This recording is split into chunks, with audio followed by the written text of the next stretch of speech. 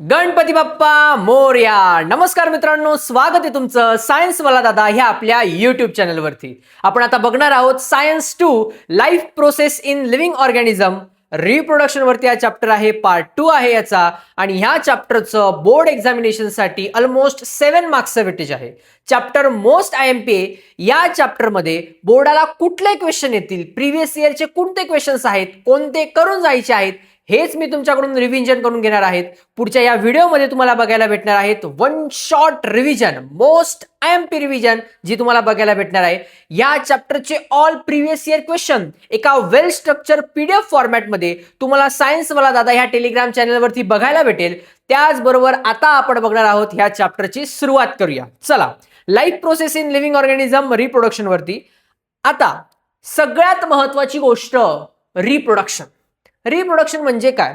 The formation of new organism of same species by earlier existing organism. एक नवीन organism form होणार कोणाद्वारे?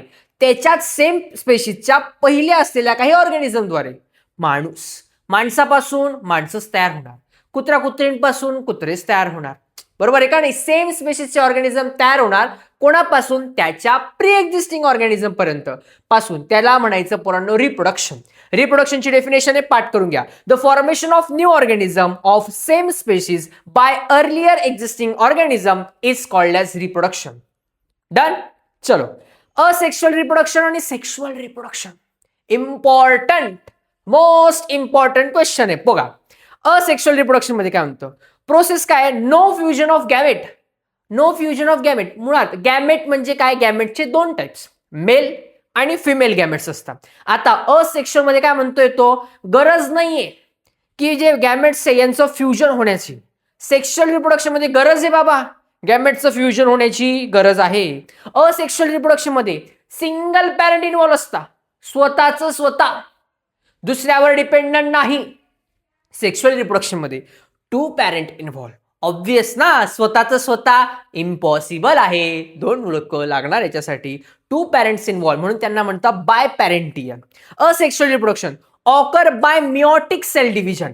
माझ्या पोरांना सायन्स 2 चॅप्टर नंबर 2 मध्ये मी सांगितलं होतं मिओटिक, आपल्याच सेलचं डिव्हिजन होणे. म्हणजे एक सेल आहे त्याच्यापासूनच दुसरा ऑर्गॅनिझम तयार होणे. हे कशामध्ये होतं? असेक्शुअल रिप्रोडक्शन मध्ये. Sexual reproduction involve of gametes formation and fertilisation. Gamete formation आणि फर्टिलायझेशन इन्व्हॉल्व असतं कोणामध्ये? सेक्शुअल रिप्रोडक्शन मध्ये. असेक्शुअल रिप्रोडक्शन मध्ये न्यू इंडिव्हिज्युअल, जर नवीन येणारे, ही genetically identical to parent.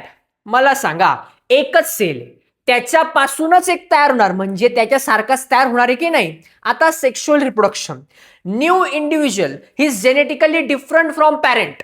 Obviously आपण नेहमी असं म्हणतो ना की अरे हा याच्यानं थोडं आई वडिलांसारख्याच्या कॅरेक्टरिस्टिक्स आलेले आहेत, हा आहे ना मम्मी सारखा दिसतो, हा वडिलांसारखा दिसतो. का? त्यांच्या कॅरेक्टरिस्टिक्स आपल्यामध्ये आलेल्या आहेत. पण याचा अर्थ असा आहे का आपण डिट्टो सेम कॉपी पेस्ट त्यांच्यासारखे दिसतो? नाही, थोडाफार बदल असतो, कारण 2 वेगवेगळे गॅमेट्स एकत्र येतात म्हणून. Sexual reproduction समजलंय?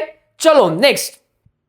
आता बघायचं आहे असेक्शुअल रिप्रोडक्शन, युनिसेल्युलर ऑर्गॅनिझम. तुम्हाला दादा सेक्शुअल रिप्रोडक्शन कधी होणार? वेळ लागणार. आपलं कसं आहे माणसाचं, आधी आपण दुसऱ्यांकडे लक्ष देतो, म्हणजे आपलं ठेवायचं झाकून आणि दुसऱ्याचं पाहायचं असो. चला, बायनरी फ्युजन. असेक्शुअल रिप्रोडक्शन मध्ये ना पोरांनो खूप मोठी थेरी दिलेली आहे पुस्तकामध्ये. तुम्हाला सगळंच पाठांतर करायचंय का? सगळंच वाचायचंय का? तर अजिबात नाही. पेपरला काय येणार आहे आपल्या बोर्ड एक्झामिनेशन साठी तेच टॉपिक एकदम मस्त सिंपल मध्ये तुमच्या गालावरती डिंपल आणस तर शिकवणार आहे. Binary fusion. पॅरेंट सेल, जो काही पॅरेंट सेल आहे हा डिवाइड होतो into 2 similar daughter cell. Parent cell त्याच्यासारख्या 2 सिमिलर डॉटर सेल मध्ये डिवाइड होतं. कधी? Occur in favourable condition. त्याची जी फेवरेबल कंडिशन असेल, ज्यावेळेस त्याला चांगल्या प्रमाणात फूड भेटतंय, प्रोटीन भेटतंय, त्याच्या मनासारखं अनुकूलित वातावरण असणार ना, त्यावेळेस तो काय करणार? रिप्रोडक्शन. मग आता याचे 3 टाइप्स आहेत, simple fusion, transverse fusion, longitudinal fusion. Simple, transverse, longitudinal लक्षात ठेवायचं आहे, इम्पॉर्टंट आहे. आता सिंपल फ्युजन म्हणजे काय? एक अमिबा आहे. आता अमिबा कसं आहे? पोरांनो, असं वाकडा तिकडा आहे. असा प्रॉपर एक एकदम सर्क्युलर शेपमध्ये का नाही. मग हा जो अमिबा आहे ना, याचे दोन वेगवेगळे टाइप्स, म्हणजे अमिबाचाच एक पार्ट कट होणार आणि त्याच्यापासून दोन तयार होणार. हे काय झालं, सिंपल फिजन. कुठल्या पण पद्धतीने कापा तो सारखाच येणार. ट्रान्सवर्स फिजन, ट्रान्सवर्स म्हणजे काय, आडव्या आडव्या पद्धतीने कापला तर असे दोन ऑर्गॅनिझम्स तयार होणार नवीन. लॉन्जिट्युडनल, लॉन्जिट्युडनल उभ्या पद्धतीने कापलं की त्यांचं रिप्रोडक्शन होणार. स्वतःच्याच पार्ट पासून नवीन ऑर्गॅनिझम तयार करणे, हे काय झालं पुराण तुमचं, बायनरी फिजन. काय झालं रे पुरांनो, बायनरी फिजन. फ्युजन एकत्र येणे, फिजन वेगवेगळे होणे. Fission, fusion. ओके चला, आता असेक्शुअल रिप्रोडक्शनचे टाईप कोणकोणते, binary fission, multiple fission, budding. हे बाकी पुढे बघू. आता मल्टिपल फिजन काय म्हणतो पुरांनो, ऑकर्स इन अमिबा. कोणामध्ये होतो, अमिबामध्ये होतो, पण केव्हा, during unfavourable condition. Binary fission केव्हा होतो पुरांनो, फेवरेबल कंडिशन मध्ये होतो. इकडे मल्टिपल फिजन केव्हा होतो पुरांनो, अनफेवरेबल कंडिशन मध्ये होतो. आता एक अमिबा आहे, त्याच्यामध्ये एक न्यूक्लियस आहे. मग आता हा जो न्यूक्लियस आहे ना पुराण, तुम्ही सिस्ट दुसऱ्या डायग्राम मध्ये बघितलं तर त्याच्यात बघा तुम्हाला न्यूक्लियस 4 दिसत आहेत, म्हणजे एका न्यूक्लियसचे मल्टिपल न्यूक्लियस झालेले दिसत आहेत, बरोबर आहे. थर्ड इमेज मध्ये बघा, आता मल्टिपल न्यूक्लियस तयार झाले, माझं ते कधी थांबून राहणार का, काय वरण भातचे जेवण आहे का तिथे, नाही. मग ते काय होणार पोरांनो, आता ते एकमेकांपासून डिवाइड होणार, एक प्रेशर क्रिएट होणार आणि सिस जो आहे तुमचा, जी प्रोटेक्टिव्ह कव्हरिंग आहे ती बर्स्ट म्हणजे फुटणार आणि तेथून बाहेर पडणार पोरांनो तुमचे नवनवीन ऑर्गॅनिझम्स. त्याला म्हणायचं मल्टिपल फिजन. काय म्हणणार पोरांनो, मल्टिपल फिजन. बडिंग, बडिंग कोणामध्ये होते, ईस्ट मध्ये होते. कोणामध्ये होते रे पोरांनो, ईस्ट. आता ईस्ट इन युनिसेल्युलर फंगस. आता एक पॅरेंट सेल आहे, त्या पॅरेंट सेलच्या पुढे बघा एक टेंगूळ आलेलं दिसते तुम्हाला, असं गोल गोल गोल गोल, हा ते आहे बड. त्याला काय म्हणायचं, बड. जो सर्क्युलर आहे तो पॅरेंट आहे, त्याच्यावरती टेंगूळ म्हणजे तुमचं आहे बड. मग आता पुराणो याच्या वेळेस ज्यावेळेस न्यूक्लियसचं डिव्हिजन होतं, तो पॅरेंट सेल जो आहे हा त्याच्या बडला काय ट्रान्सफर करणार, प्रोटीन ग्रो होण्यासाठी. मग पॅरेंट त्याच्या बडला प्रोटीन देणार, पहिली गोष्ट. मग हा एका दिवशी जो चाइल्ड आहे हा पॅरेंट होणार, त्याच्या पुढे अजून एक टेंगूळ येणार म्हणजे बड येणार. तुम्ही बघा लास्ट इमेज मध्ये बड सेपरेट फ्रॉम सेल, अजून एक बड येणार, मग हा त्याचा पॅरेंट झाला, मग हा प्रोटीन त्याला देणार. अशी स्टेप बाय स्टेप प्रोसेस चालू असते.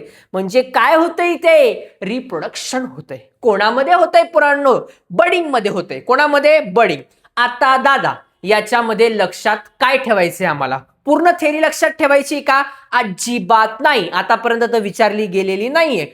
पण पोरांनो तुम्हाला लक्षात ठेवायचंय बायनरी फिजन कोण करतं, तुम्हाला सांगायचं लगेच की अमिबामध्ये होते. बरं, तीन कोणकोणते टाइप्सचे, simple fission, transverse fission, longitudinal fission. तुम्हाला लक्षात ठेवलं पाहिजे कुठल्या कंडिशनमध्ये, फेवरेबल कंडिशनमध्ये. सेम मल्टिपल फिजन अनफेवरेबल कंडिशनमध्ये. बर्डिंग कोणामध्ये होते, ईस्ट. बस एवढं लक्षात ठेवायचं आहे पोरांनो, सिंपल आहे. चलो, asexual reproduction in multi cellular organism. पहिले कोण बघितले, युनिसेल्युलर. आता कोण बघायचे, मल्टी सेल्युलर ऑर्गॅनिझम. आता सगळ्यात पहिले तो फ्रॅगमेंटेशन. काय येतं पुरांनो, फ्रॅगमेंटेशन, ब्रेकअप मेथड. कुठली मेथड पुरांनो, ब्रेकअप मेथड. म्हणजे काय, फ्रॅगमेंटेशन आहे. माझ्या पोरांनी 9वीला शिकलेली आहे स्पायरोगायरा. कोणाची गायरा, स्पायरोची गायरा. मग आता एक स्पायरोगायरा आहे, मग हा स्पायरोगायरा असं म्हणतो का, ए स्पायरोगायरी तू इकडून ये, मग हा इकडून स्पायरोगायरा, दोघी भेटतात, नवीन ऑर्गॅनिझम प्रोड्यूस करता. असं होणार आहे का पोरांनो, नाही. स्वतः. मग स्पायरोगायरा काय करतो पोरांनो, स्वतःला डिव्हाइड करतो आणि त्याच्याद्वारे नवीन ऑर्गॅनिझम तयार होतात. त्याला म्हणायचं त्यांचं reproduction. The body breaks into fragments. जे पार्ट डिव्हाइड होतं त्याला आपण काय म्हणतो, fragments. Each lives independently. Example Spirogyra. Fragmentation कोणामध्ये होतं, स्पायरोगायरामध्ये होतं. एवढंच लक्षात ठेवायचंय. रिजनरेशन. तुम्ही म्हणशाल दादा बेकार कारभार पोरांनो, बेकार. आता हे कसं होतं समजून घेतो, तुम्हाला दिला प्लॅनेरिया. लक्षात ठेवा, रिजनरेशन कोणामध्ये होतं, प्लॅनेरियामध्ये होतं. कोणाची रिया आहे, प्लॅनेची रिया आहे. रिया कोणाची आहे, प्लॅनेची रिया आहे. आता प्लॅनेरिया आहे. आता बघा रिजनरेशन जो प्लॅनेरिया आहे ना पोरांनो, याची जर का आपण मुंडी कट केली, नवीन ऑर्गॅनिझम तयार होतो. याची जर का एवढी बॉडी कट केली, नवीन ऑर्गॅनिझम. याची जर का खालची बॉडी कट केली, नवीन ऑर्गॅनिझम तयार होतो. म्हणजे स्वतःच्याच बॉडीला कट करून नवीन ऑर्गॅनिझम प्रोड्यूस करणे, याला म्हणायचं रिजनरेशन. लक्षात राहील. रिजनरेशन कोणामध्ये होतं? प्लॅनेरियामध्ये होतं.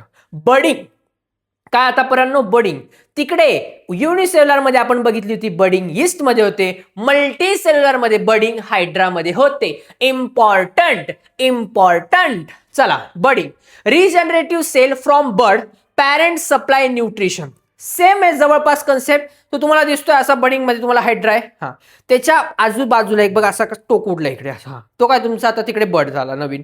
आता माझ्या पोरांना माहिती एक पॅरेंट सेल आहे, तो आता ह्या त्याच्या चाइल्ड सेलला काय ट्रान्सफर करणार? प्रोटीन. मग पुढे प्रोसेस कॅरी फॉरवर्ड होत जाणार. सिंपल आहे बडिंग. बडिंग कोणामध्ये होते? हायड्रामध्ये होते. एवढंच लक्षात ठेवायचे पोरांनो. Vegetative propagation important, one of the most important topic. Vegetative propagation reproduction होतं पोरांनो. कोणाद्वारे रिप्रोडक्शन होतं? व्हिया रूट, स्टेम्स आणि लीव्स. आता बघा हे जे व्हेजिटेटिव्ह प्रोपॅगेशन होतं ना, याचं सिंपल एक्झाम्पल देतो. तुम्ही घरात लहानपणी बघितलं असेल की ज्यावेळेस आपण किचनमध्ये आई बटाट्याची भाजी बनवत असते आणि आपण किचनमध्ये बसलेलो असतो. अहो मस्तपैकी हिलत डुलत आईशी गप्पा मारतो, आई बटाट्याची भाजी बनवते. त्या बटाट्यावर तुम्ही बारीक बारीक डोळे बघितलेले असतील पोरांनो. हे जे बारीक बारीक डोळे आहेत ना, हे असतात व्हेजिटेटिव्ह रिप्रोडक्टिव्ह ऑर्गन्स. त्याच्याद्वारे ते काय करतात? रिप्रोडक्शन.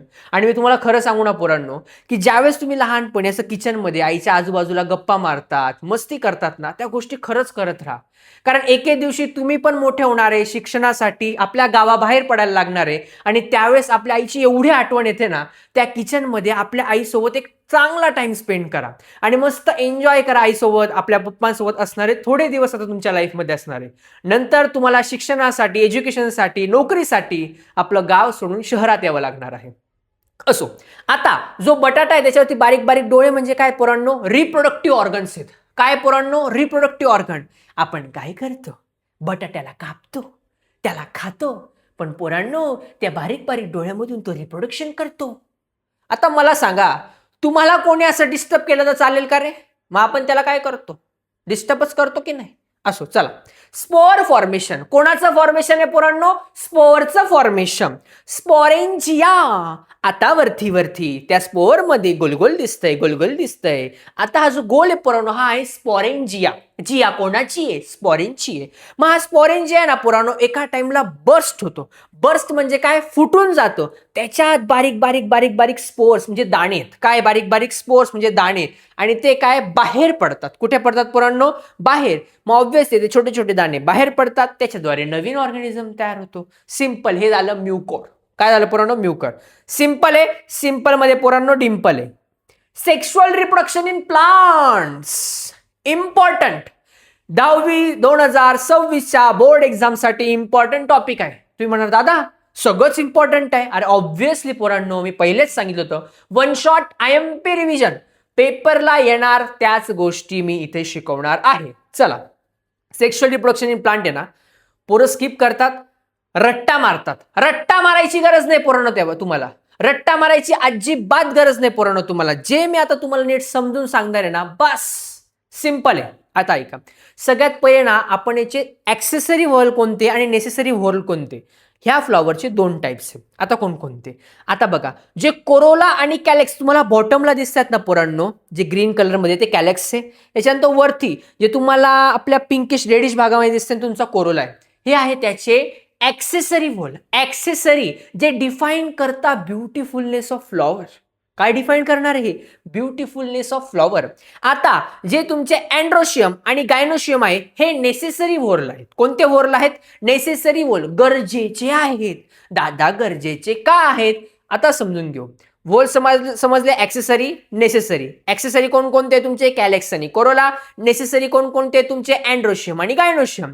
माझ्या पोरांना माहिती पाहिजे आता, अँड्रोशियम कोण आहे? मेल आहे. गायनोशियम कोण आहे? फिमेल आहे. मग आता अँड्रोशियमचे कोणकोणते? अँथर आणि फिलामेंट. अँथर आणि फिलामेंट कोण आहे? Male part. Gynoecium female part. Stigma, style, ovary. Stigma, style, ovary हे काय पोरांनो? तुमचे फिमेल पार्ट आहेत. नोट तुम्हाला दिलेली मी. फ्लॉवरचे टाइप्स बायसेक्शुअल आणि युनिसेक्शुअल. कोणकोणते टाइप्स आहे? बायसेक्शुअल, युनिसेक्शुअल. आता काय, बायसेक्शुअल मध्ये बोथ अँड्रोशियम आणि गायनोशियम प्रेझेंट. म्हणजे गायनोशियम आणि अँड्रोशियम दोघी एकाच फ्लॉवरला. कस काय मला सांगा. म्हणजे इथं मेल पार्ट बी आणि फिमेल पार्ट बी एकाच याला. खतरनाक आहे ना. माणूस बाई मध्ये हा हा हा हा बायसेक्शुअल आहे, म्हणजे ज्याच्यात मेलचे पण कॅरेक्टर आहे फिमेलचे पण कॅरेक्टर आहे, ते झालं तुमचं बायसेक्शुअल. युनिसेक्शुअल म्हणजे फक्त एकच वल, एक तर अँड्रोशियम प्रेझेंट राहील किंवा गायनोशियम प्रेझेंट, म्हणजे मेल वेगळा आहे फिमेल वेगळी आहे. मग आता एक्झाम्पल काय, पपया. कोणाचा पाया, पपचा पाया, मेल फ्लॉवर आहे आणि फिमेल फ्लॉवर तुमचा वेगळा, त्याचा पपयाचा मेल वेगळा आहे फ्लॉवर आणि फिमेलचा वेगळा फ्लॉवर आहे. समजलंय. आता ह्या फ्लॉवरद्वारे मी तुम्हाला रिप्रोडक्शन कसं होतं ना ते तुम्हाला सांगतो. आता हे रिप्रोडक्शन करतात कसं ते तुम्हाला सांगतो. आता बघा, जो अँथर आहे ना पुराणो, हा वरचा येल्लो पार्ट दिसतोय. स्टिग्मा येणार, याची जी ग्रीन लाईन दिसते तुम्हाला ती ग्रीन लाईन आहे. मग आता मेलचा जो पार्ट आहे म्हणजे अँथर मधून पोलन प्रेझेंट असतं याच्यामध्ये. हे पोलन फिमेलचा जो स्टिग्मा आहे त्याच्यावर येऊन बसतात आणि काय करतात, रिप्रोडक्शन. काय करतात, रिप्रोडक्शन. मग तुम्ही म्हणणार, दादा मग आपण जायचं का तिथे, पोलन काढायचे आणि त्या स्टिग्मावर टाकायचे? नाही, कोणाला डिस्टर्ब करायची गरज नाही, ते त्यांचं करणार. कसं करणार, चला बघूयात आपण. आता पॉलिनेशन आणि डबल फर्टिलायझेशन याच्यात एक कन्सेप्ट आहे. पॉलिनेशन म्हणजे सगळ्यात पहिले होतं कसं, तुम्हाला मी सांगितलंय, ट्रान्सफर होतात पोलन ग्रेन. जे पोलन ग्रेन आहेत ते काय होतात, अँथर मधून ट्रान्सफर होतात कुठे रे पोरांनो, स्टिग्मावरती. कसे, transfer of pollen grain from anther to stigma. Anther म्हणजे मेल पार्ट, स्टिग्मा हा त्या फ्लॉवरचा फिमेल पार्ट. अँथर पासून स्टिग्मावर जातात विया कोणाच्या मार्फत जातात, अबायोटिक एजंट. कोणते पहिले, वाइंड आणि वॉटर, और बायोटिक मध्ये इन्सेक्ट. तुम्ही म्हणणार, दादा हे तर भयानक आहे. भयानक आहे पोरांनो. कसं, म्हणजे जो मेल आणि फिमेल फ्लॉवरचा पार्ट आहे ना, हा एकमेकांच्या कॉन्टॅक्ट मध्ये नाही येत, यांना कोणीतरी तिसरा मदत करतो. तो म्हणतो, बच्चा टेन्शन घेऊ नका, तुमचं रिप्रोडक्शन माझ्या मदतीने होणार. मग एक इन्सेक्ट जे फ्लॉवरवर बसतं, पहिले कुठे बसणार, ते अँथरवरती, तिथून पोलन ग्रेन घेणार आणि कुठे जाणार, स्टिग्मावरती, आणि तिथे पोलन टाकणार. पण आपण काय करतो, झाडावर बसलेले जे इन्सेक्ट आहे त्यांना घडी घडी हलवतो आणि काढतो. पोरांनो, दुसऱ्याचं रिप्रोडक्शन खराब करतात आपण. असो, चला जर्मिनेशन कसं होतं. स्टिग्मा काय, बिकम अ स्टिकी, चिकट आहे थोडासा स्टिग्मा. आता मला सांगा, पोलन टाकला आणि उडून गेला, मग रिप्रोडक्शन थांबून जाणार? मग असं होतं का, नाही. मग आता स्टिग्मा जो आहे ना पोरांनो, जो असा सरळ दांडी तुम्हाला दिसत होती ना, ही काय म्हणतोय, तो स्टिकी येतो, म्हणजे असा चिकट आहे. पोलन प्रोड्यूस ऑन पोलन म्हणजे त्याच्यावरती काय, पोलन असा अटॅच होऊन जातो आणि कॅरी 2 मेल गॅमेट्स. किती गॅमेट्स जातात याच्यामध्ये, 2 मेल गॅमेट्स. ट्यूब ट्रॅव्हल्स विया स्टाईल टू ओव्हरी. जी उभी अशी पूर्ण दिसते ती काय, स्टाईल. स्टाईल पासून ओव्हरी मध्ये जाते. पोलन पडतो कुठे, स्टिग्मावरती, जो कसा आहे, स्टिकी आहे. त्याच्यामधून 2 गॅमेट्स जातात मेल्सचे. कोणाच्या मार्फत रे पोरांनो, तुमच्या पोलन ट्यूबच्या मार्फत जातात आणि हे ट्रॅव्हल्स करतात स्टाईल मधून 2 ओव्हरी पर्यंत. कुठपर्यंत, ओव्हरी पर्यंत, फिमेलच्या पार्ट पर्यंत. आता डबल फर्टिलायझेशन ही कन्सेप्ट आहे, इम्पॉर्टंट आहे. आता जी तुम्हाला डायग्राम दिसते लास्टची, त्याच्यामध्ये बघा 2 न्यूक्लियर पार्टिसिपेट डबल फर्टिलायझेशन तुम्हाला दिसतंय. आता ज्या बॉटमला जे 3 असे तुम्हाला दिसतात ना पोरांनो, सर्कल फॉर्म मध्ये, मध्ये एक न्यूक्लियस आणि बॉटमला 3, हे 3 म्हणजे सिनर्जिड आहेत. काय येते, सिनर्जिड. याच्यातला जो मधला आहे ना पोरांनो, हा एक सेल आहे. कुठला सेल आहे, एक सेल, ज्याच्याद्वारे रिप्रोडक्शन होणार आहे. मग मला सांगा, जर का एक मेलचं गॅमेट गेलं, सिंगल फर्टिलायझेशन होणार.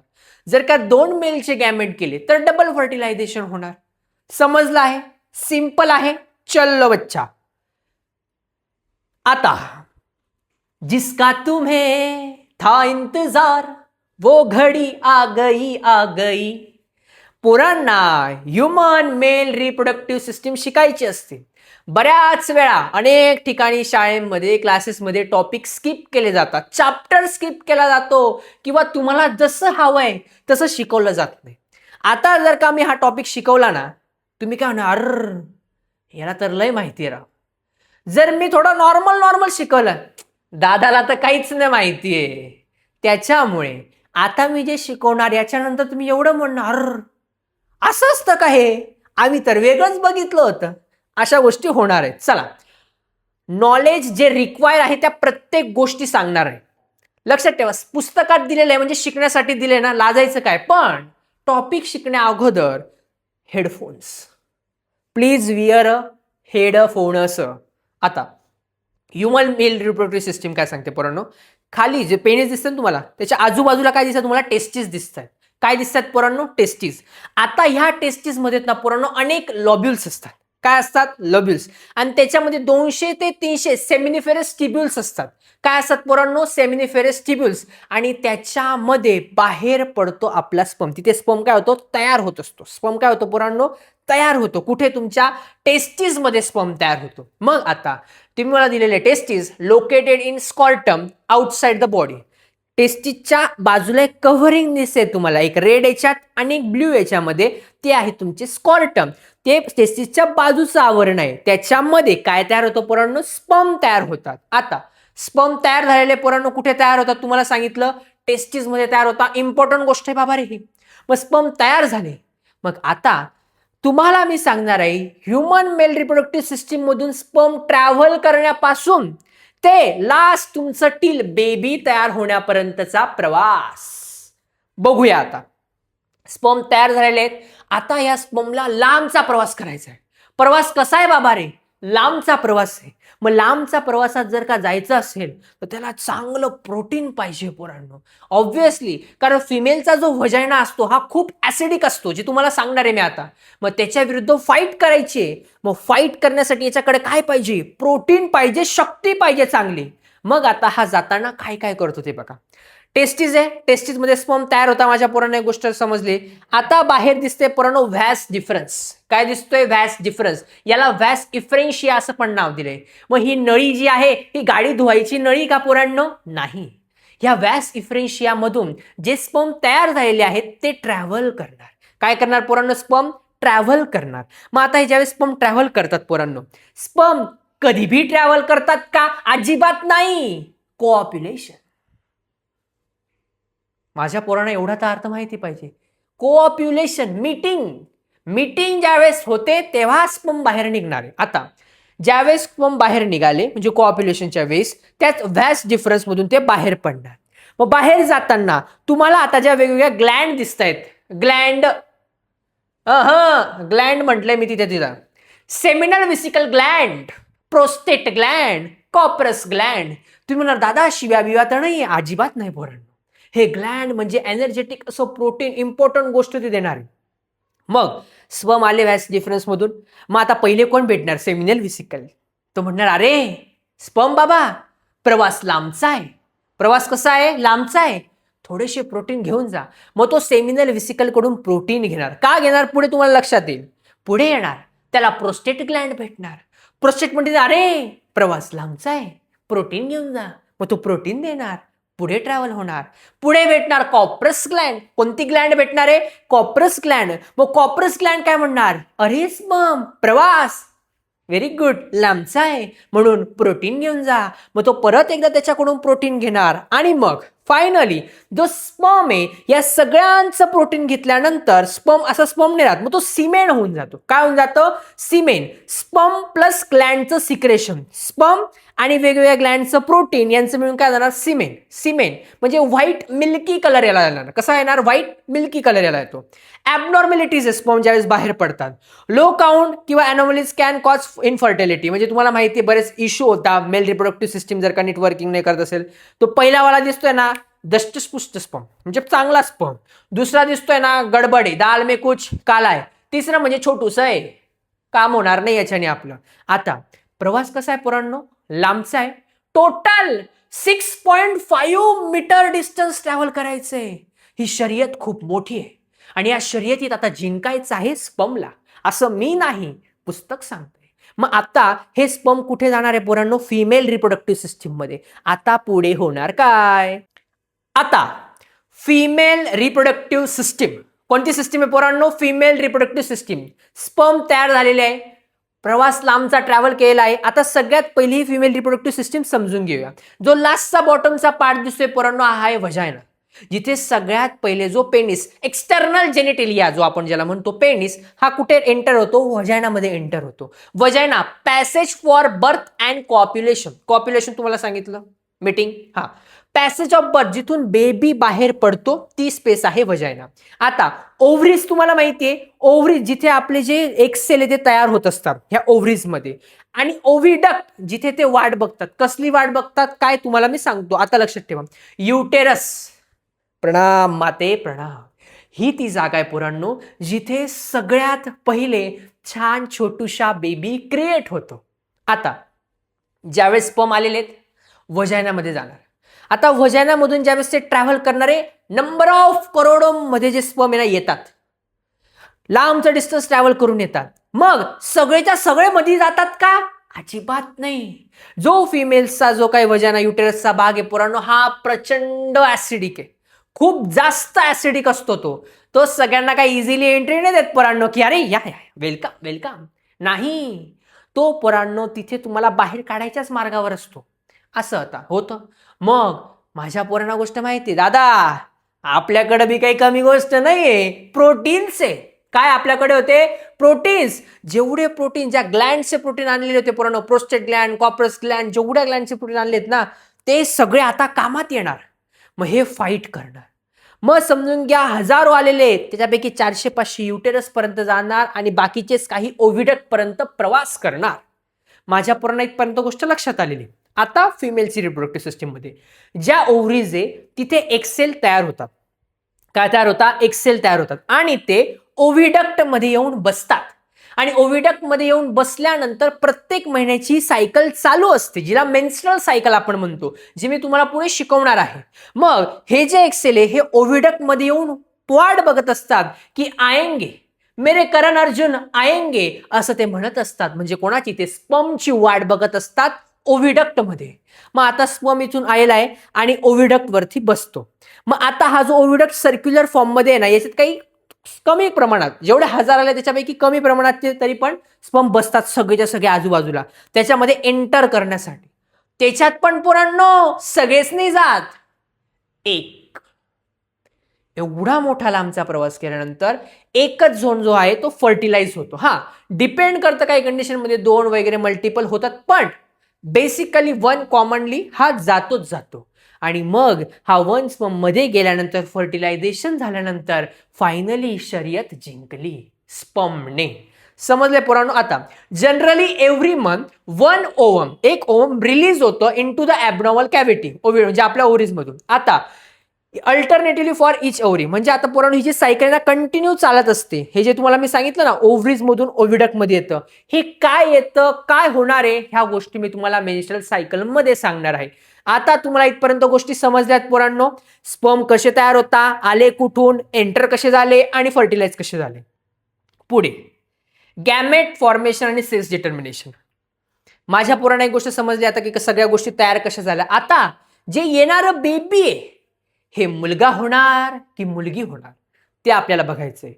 हा क्वेश्चन मोस्ट IMP आहे, मोस्ट इम्पॉर्टंट क्वेश्चन आहे. आणि मी तुम्हाला सांगतो, बऱ्याच जणांना तुम्ही बघितलं असेल ना की ज्यावेळेस मुलगी होते तर मोस्टली कोणाला आपण दोषी ठरवतो? फिमेलला दोषी ठरवतो. पण आता मी ही गोष्ट तुम्हाला सांगितल्यानंतर तुम्हाला ही गोष्ट समजेल, मुळात फिमेल या गोष्टीसाठी कारणीभूत आहेच नाही. बघायला गेलं तर दोघी पण नाहीये, दोघांच्या पण हातातल्या गोष्टी नाहीये, पण फिमेलचा तर दूरपर्यंत पण संबंध येत नाही. संबंध येतो कोणाचा ते तुम्हाला सांगतो. सगळ्यात पहिले गॅमेट फॉर्मेशन होतं मिओसिसद्वारे. Sperm produce in testis. Sperm कुठे तयार होता? टेस्टिस म्हणून तयार होता. From puberty till death.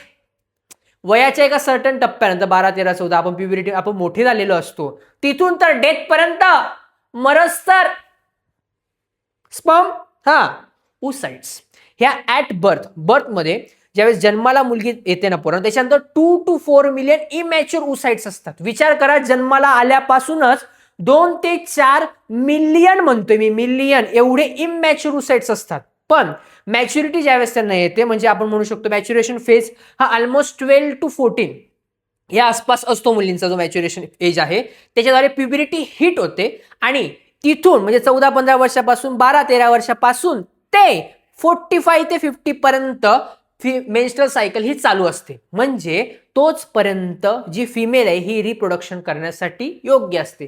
त्यानंतर रिप्रोडक्शन होणार नाही, म्हणजे मेनोपॉज तिथपर्यंतच होऊ शकतं असं फिमेलमध्ये क्रायटेरिया, पण मेलमध्ये नाही, टिल मरत नाही तोपर्यंत. आता बेबी बॉय होणार की बेबी गर्ल होणार, म्हणजे आता आपल्याला बघायचं आहे पेढे वाटणार की जिलेब्या वाटणार. आता बॉय की गर्ल, सेक्स डिटर्मिनेशन. मॅन मधून काय येणार आहे? मॅन मध्ये कुठला कॅरेक्टर आहे? X Y. कुठल्या क्रोमोझोम्स असतात? X Y. आपलं तर आपल्याला माहिती पाहिजे ना, आपल्यात काय आहे? आपल्यामध्ये मुलांमध्ये एक्स वाय, फिमेलमध्ये काय पोरांनो? एक्स एक्स आहे. आता समजून घ्या, जर का एक्स आला मेल मधून आणि फिमेल मधून पण एक्स आला तर एक्स एक्स म्हणजे काय जाणार? मुलगी होणार. कॉंग्रॅच्युलेशन्स, तुम्हाला मुलगी झालेली आहे असं तुम्हाला ऐकायला भेटलं जर एक्स एक्स आले. जर का मेल मधून वाय आला, फिमेल मधून एक्स आला, काय झालं? X Y. काय झालं? X Y. एक्स वाय म्हणजे कोण आहे? मुलगा. कॉंग्रॅच्युलेशन्स, तुम्हाला मुलगा झालेला आहे, पेढे वाट. अशा गोष्टी होणार. आता माझ्या पोरांना एक गोष्ट समजली, अरे मला सांगा, मेल होण्यासाठी, मुलगा होण्यासाठी काय लागतो? एक्स आणि व्हाय लागतो. फिमेल मध्ये तर व्हाय आहेच नाही. व्हाय कोणामध्ये?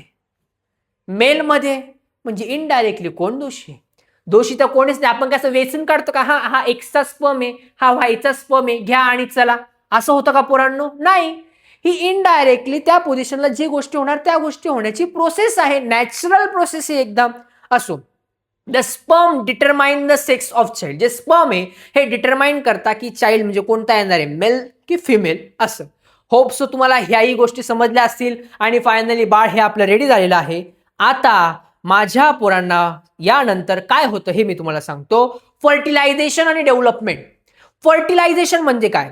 स्पर्म आले, ओव्ह्यूम आले. आता हे दोघी काय करणार? तिथे गप्पा. छान, तिकडे कसा प्रवास होता? प्रवासला आमचा होता तो सांगणार. मग गप्पा मारणार का तिथे? ते नाही. मग आता युनियन ऑफ, एकत्र येणार स्पर्म आणि ओव्हम टू फॉर्म झायगॉट.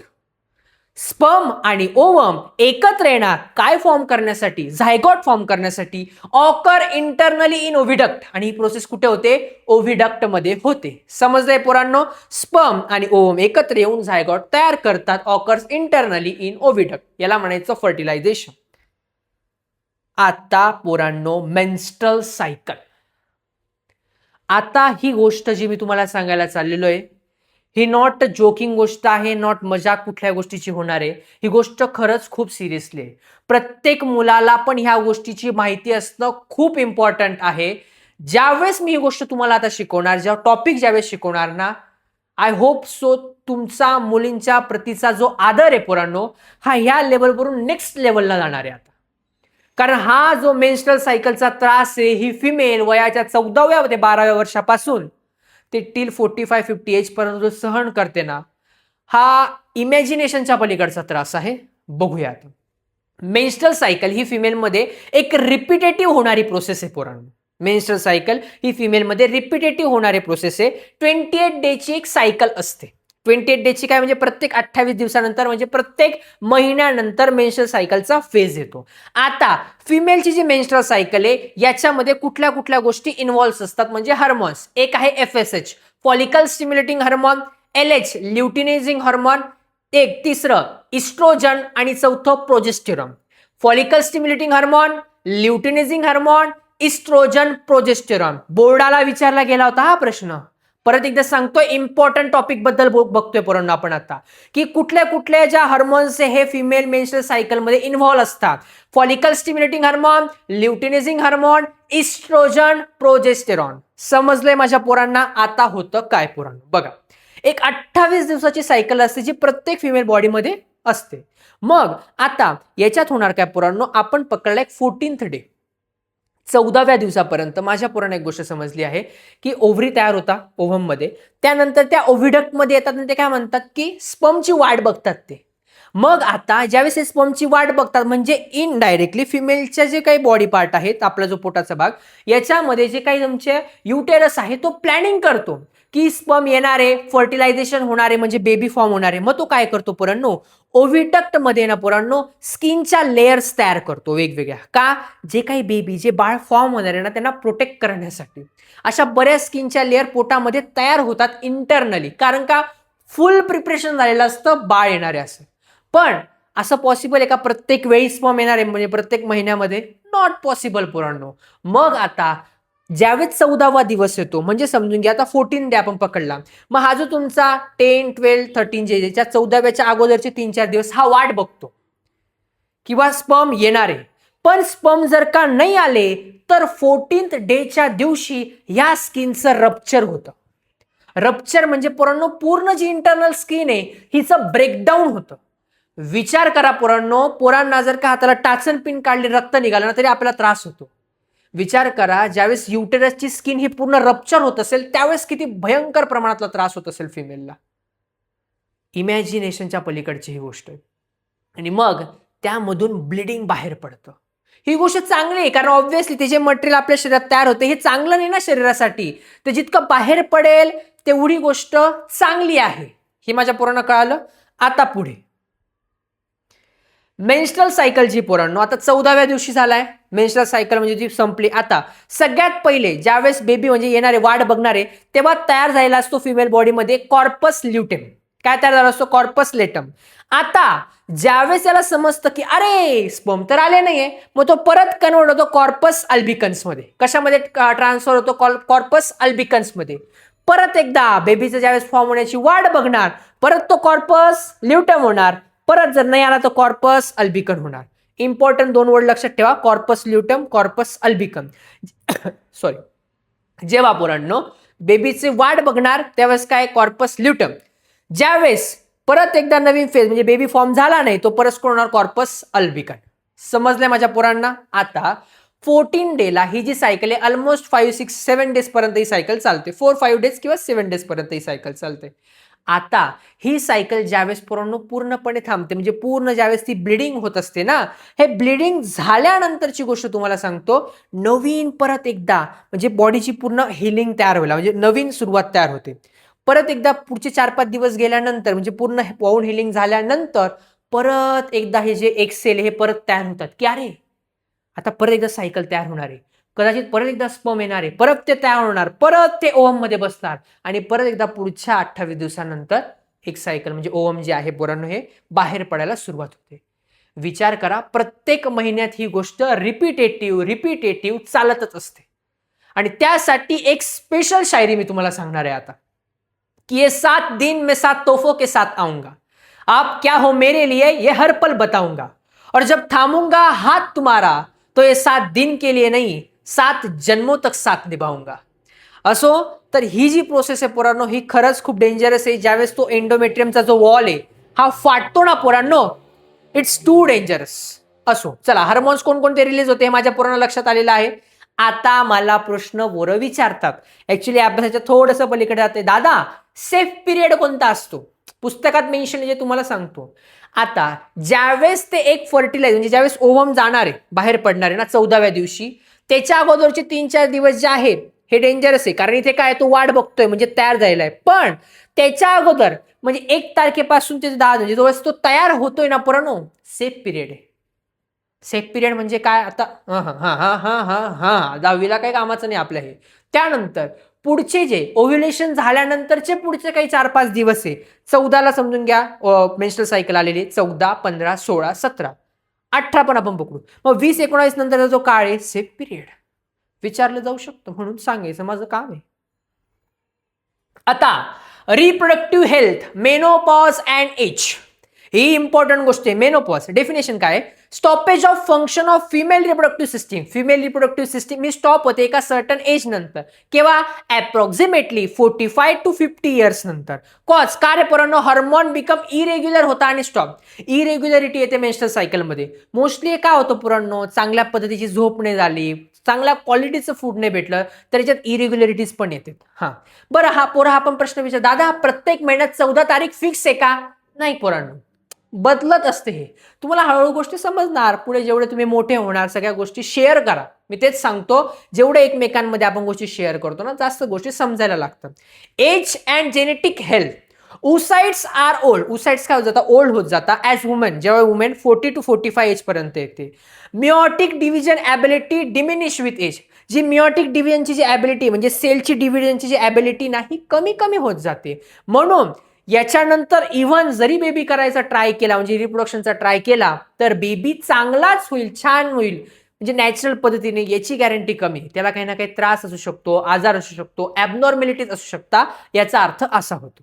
चल, मॉडर्न रिप्रोडक्टिव्ह टेक्नॉलॉजीज कोणकोणत्या आहेत? इम्पॉर्टंट. आता जे मी तुम्हाला सांगतोय पोरांनो, हे पेपरला येण्याच्या फार जास्तीत जास्त चान्सेस येतात पोरांनो. मी परत एकदा सांगतोय, इम्पॉर्टंट आहे, याच्या पुढचा टॉपिक येणार आहे पेपरला. IVF. आता बघा, प्रत्येक जे आहे रिप्रोडक्टिव्ह सिस्टीम तुम्हाला समजली, प्रत्येकाच्या वेळेस हे पॉसिबल आहे का? तुम्ही ऐकलं असेल की काही काही जे कपल्स असतात त्यांना लवकर बेबी फॉर्म होत नाही, लवकर बेबी होत नाही, मग काही ना काही प्रॉब्लेम्स असतात. मेल साईडला प्रॉब्लेम असू शकतो, फिमेलला असू शकतो, किंवा दोघांना पण असू शकतो. मग आता IVF, इन विट्रो फर्टिलायझेशन. कोणतं फर्टिलायझेशन आहे? In vitro fertilisation. म्हणजे काय? टेस्ट ट्यूब बेबी होतं काय?